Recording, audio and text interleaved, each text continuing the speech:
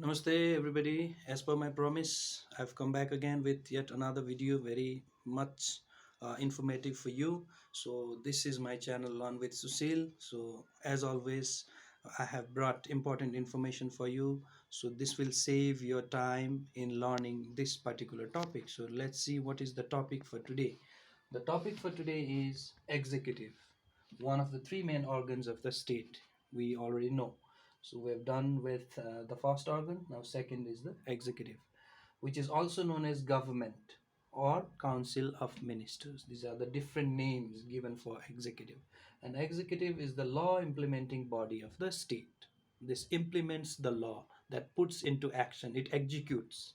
Okay, so let's see the different levels of executive in Nepal. The first one is federal executive in the federal level, provincial executive in the provincial level, and the third one is the local executive in the local level. So the executive power of Nepal is vested in Council of Ministers, whose size is not going to be bigger than uh, the 25 members or 25 ministers, including the Prime Minister. So, how is Council of Ministers formed? That is the first question.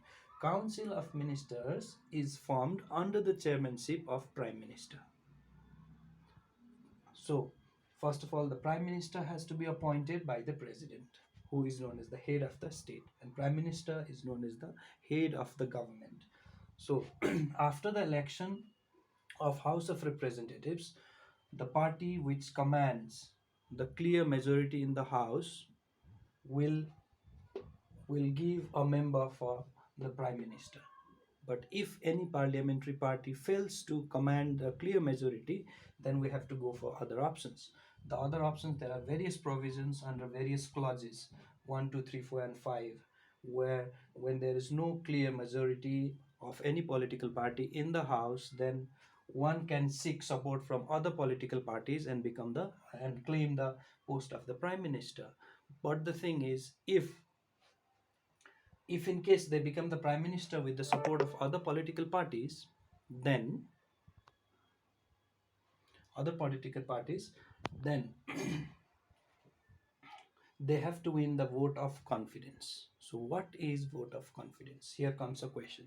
Vote of confidence has to be secured and submitted within the given specified time in order to ensure the prime ministership.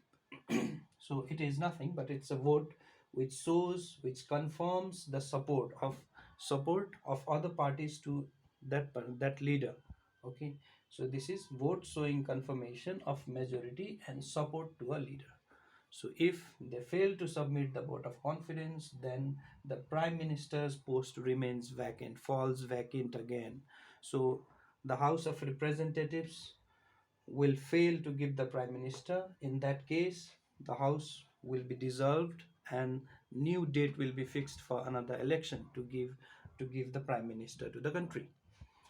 And collectively, those ministers and prime ministers, they'll be responsible to the federal parliament.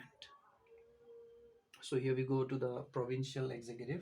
So provincial power in the province is vested in provincial council of ministers, and in as earlier, the council of ministers in the provincial level is formed under the chairmanship of chief minister.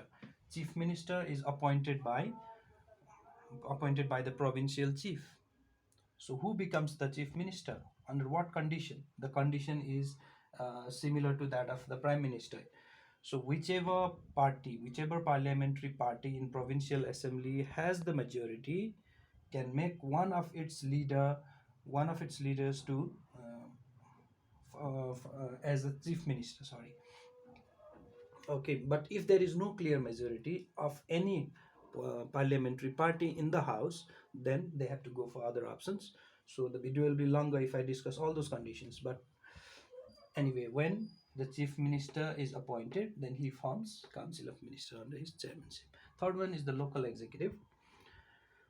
So the executive power in the local level is vested in municipal executive and rural municipal executive, we call it. So there are chairpersons. Let's see who are there.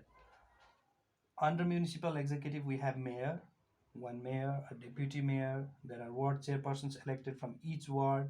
Women members will be there, and representatives from Dalit and minority groups will also be there. But in case of rural municipal executive, we don't have mayor and deputy mayor, but we have chairperson and vice chairperson instead. So this is all about the executive in short. So hope you'll find it very much helpful for you. I'll come up with the short videos and summaries of other topics as well. So keep supporting me to subscribe my channel. Until then, stay safe, stay happy.